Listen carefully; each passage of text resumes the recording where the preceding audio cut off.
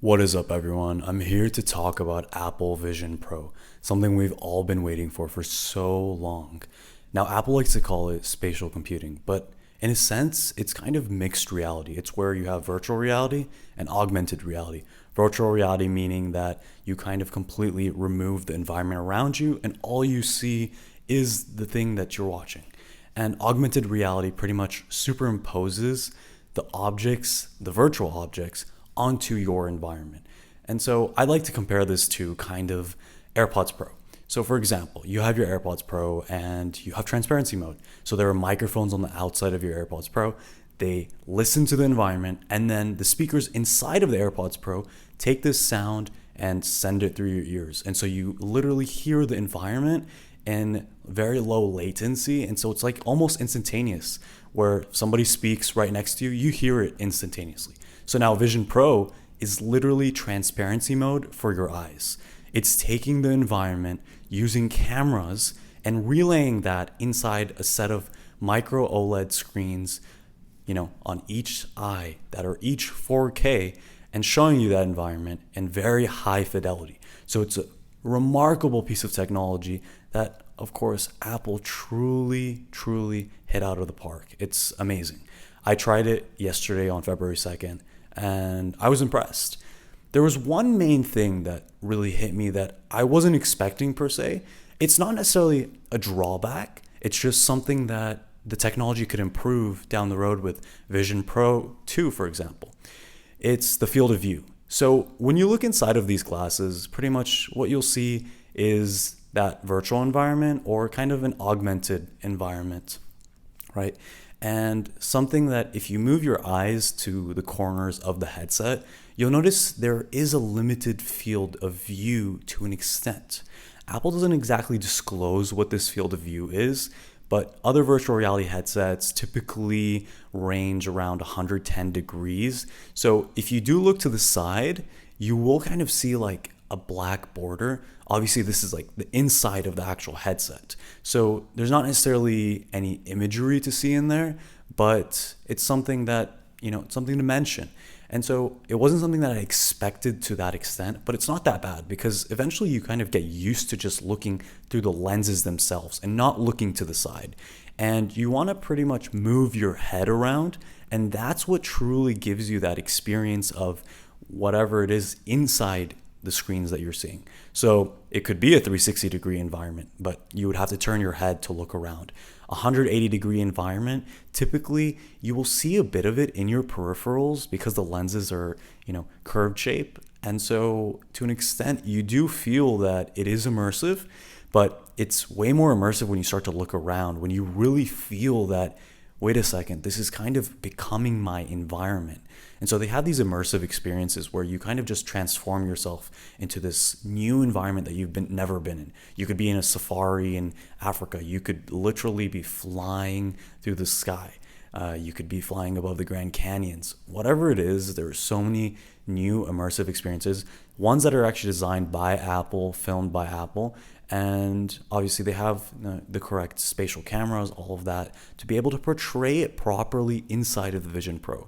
And I was super impressed by that because it was very high fidelity. It felt like it was something that you would have actually seen with your eyes. Of course, in the end, you do notice you are looking at screens. It's definitely not something that where you're confused, your brain is not sure, am I looking at a screen or is this reality or not? Because when I took it off, instantly I realized, oh, okay, this is reality now. This is what actually looking at things feels like. And obviously when you're looking through your eyes, you see like about 180 degrees field of vision, right? Like from left to right, plus or minus 1, 2, 3 degrees, something like that. It just depends, each person is different. So the truth is that it's amazing to be able to achieve such high fidelity in this piece of technology. And another big thing that was something I was expecting, but I wasn't expecting it to be that bad. Now, this could, vary. Your mileage will definitely vary between each person. So I recommend you go try it out. It's about comfort and the weight. Now, Apple finally told us what the weight was. Took a while. They didn't announce it at WWDC originally, but it's about almost a pound and a half. So a pound and a half, and the weight is mainly on the front. It's literally, you know, pushing on your forehead and your nose. And I'll touch a bit more about where exactly it's touching on your face. But it's mainly front centered, right? So the weight isn't on the back of your head. And that's what makes it a bit uncomfortable. It makes it kind of, you feel this pressure because if you don't tighten it enough from the band, you'll end up feeling like it's kind of loose. And if you kind of move a bit, it'll kind of wobble, have that little shake. So you want to tighten it. And if you don't tighten it, another drawback is that you will notice objects will be kind of blurry inside of the lenses, because what's happening is your eyes keep adjusting to the position of the lenses relative to where your eyes are. So when it calibrates, you want it to be the same position on your face, the same tightness every single time. Because if it's not, then objects will start to be blurry and you have to recalibrate based on that current situation that you're in. So to touch more about where it's contacting your face, so for me, actually, surprisingly, it was mainly pushing on my forehead. It wasn't as much pushing on my nose. It almost felt like it was hovering above my nose, which I think that's what kind of made it more uncomfortable, because it was just pushing on my forehead, but not really touching my nose. But then it was also touching my cheeks here a bit, just kind of barely glazing them. And I was kind of reaching the conclusion that maybe the light seal cushion aspect of it, I needed a thicker cushion so that it would actually contact my nose better. It just, differs based on my face. So that's something that I think is, maybe a minor thing to an extent, because the technology is amazing. It truly gives you an immersive experience, but the comfort aspect, and Apple only gives 2 hours of battery life with that, cable and the kind of external battery pack. But are you really going to wear it for more than 2 hours? And of course, you can hardwire, you can stay plugged in, plug it into the wall, and use it all day long. And it's rated for that. It does have ventilation in it because it does run warm. So if you wear it for a while, you'll start to feel a little bit of that warmth. And depending on the environment you're sitting on and what's, kind of how your body is chemistry-wise, you might start to feel kind of sweating around your eyes, your forehead will start to sweat, but you'll kind of get used to it with time. And that's the thing. So you're not going to get a perfect package. You're not going to get, oh, this is the optimal thing ever. Because remember, this is the first iteration of it. And it's obviously a remarkable piece of technology. I wouldn't be surprised if Apple's been working on this for 10 years. It's something so Apple, so well made. And I really see that. The quality, the build quality, all of that is just remarkable. Everything from the headband to the glass on the exterior, that curved glass is a remarkable piece of technology just in itself. The manufacturing of it, how they were able to achieve it in such a very, precise manner consistently over so many units. And then the micro OLED inside on the displays, it's phenomenal. It's something out of this world. But the thing is it really going to replace your computer? Is it going to replace things that you normally use? I don't think so.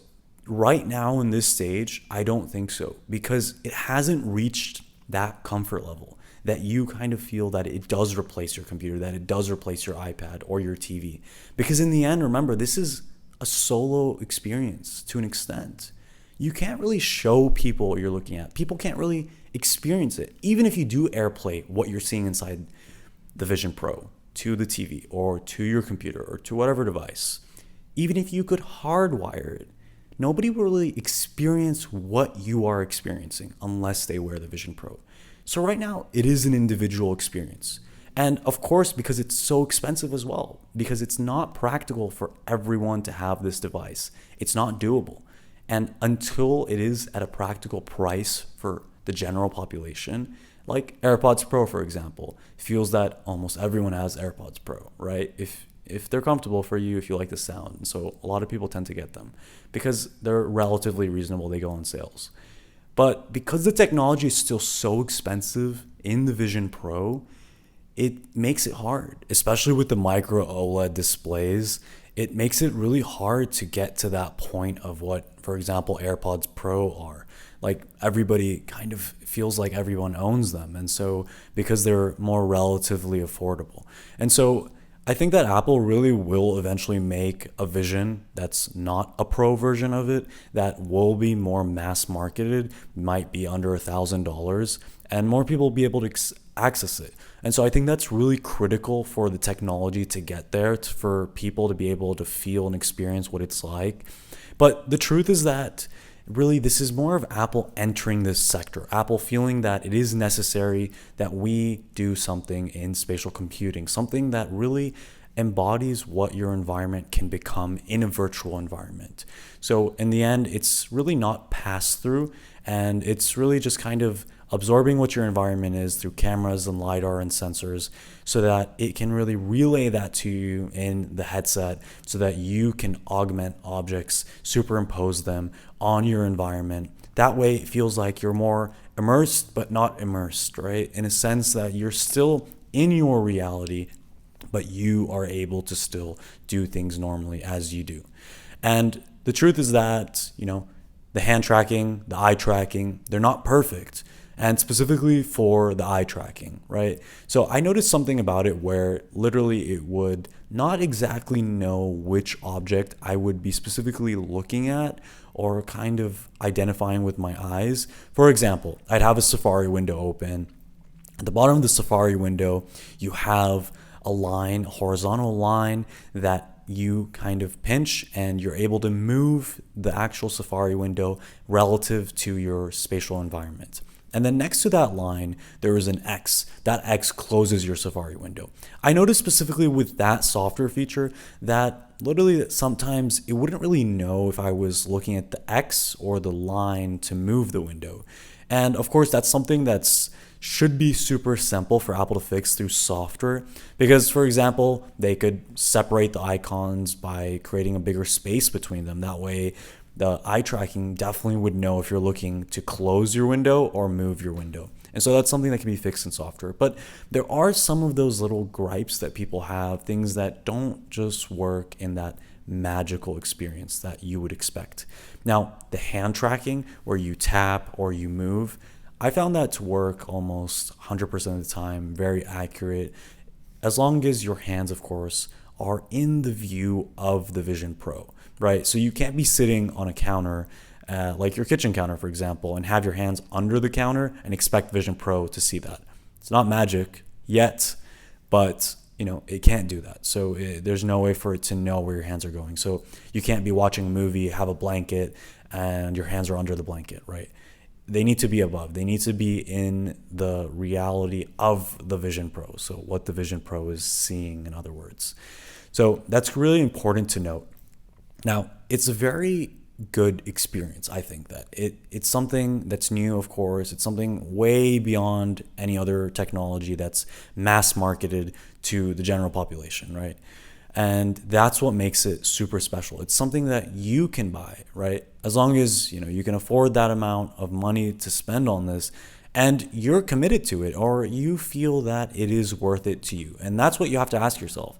Will I need it? Not will it look cool, right? So you have to really know if you will need it, if you will use it. Let me give you an example. If you're a student, you go to class every day, you're not really at home that much. Well, I think this Vision Pro is not for you, because are you really going to be walking to class, whether it's cold outside or it's hot outside, wearing this thing? No, I highly doubt it. It's too heavy for that. It's not practical for that. And then where are you going to put it? In your backpack? Well, remember, it's, relatively expensive. So if something happens to it, you crack the glass. Yes, glass replacement confirmed by Apple is $800, the front glass. If you have other damage, it's over $2,000. And my understanding is they will replace the whole unit with that price. But still, it is a big investment that you should be taking care of. So you have to understand that it's not something that is, per se a little toy that, okay, use it today, toss it here, toss it there. No, you really have to have a purpose for using it, right? It is a productivity tool to an extent as well. You can mirror your computer. You can really get work done.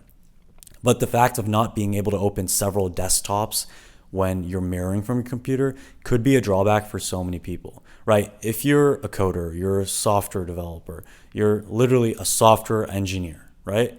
This is for you. This is something that can really change the game for you in all of your work projects because it gives you this new spatial realm that you've never experienced before, something that kind of gets you in the zone. You can be so immersed. You can literally change your entire environment to being the ocean. And then in the center, you see your app, and that's all you're working on. You're so zoned in, and you put your AirPods Pro on to noise cancel everything out.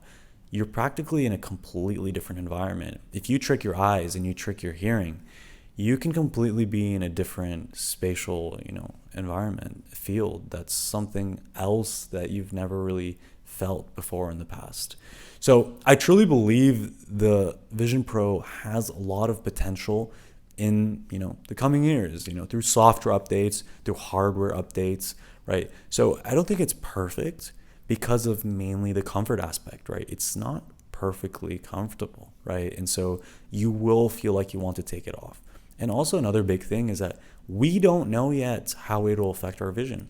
Like I have 20/20 vision, thankfully, but I don't know in a few years of using it what will happen. Will it affect my vision? We've never really had something that we are anticipating to use so frequently as if it's our phone. And so we won't know until time passes if it does affect people's vision, if it affects because of the amount of light that's coming at you from the passing through the lenses, refracting at your actual eye lenses, right? Because it is a bright light. Imagine staring at the sun for a really long time. Obviously, it's not as bright as the sun, but it is bright and it's not uncomfortable. It's just the fact that over sustained use, how will you know if it's affecting your vision? You might get used to it. And so in the end, it is something that is making you kind of in this bubble. It's kind of secluding you from reality, the real reality.